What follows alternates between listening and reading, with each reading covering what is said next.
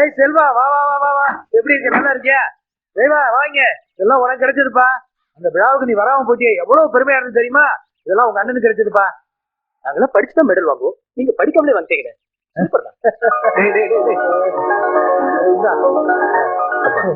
இது எனக்கு கிடைச்சதுன்னு சொல்றத விட நம்ம மண்ணுக்கு கிடைச்சதுன்னு சொல்றதுல நான் பெருமைப்படுறேன்.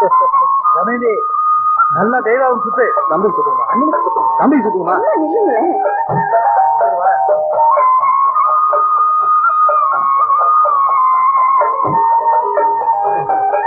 தம்பி வா வா வா வா. பத்திரிகைலாம் வந்துச்சு போல இருக்க. வா,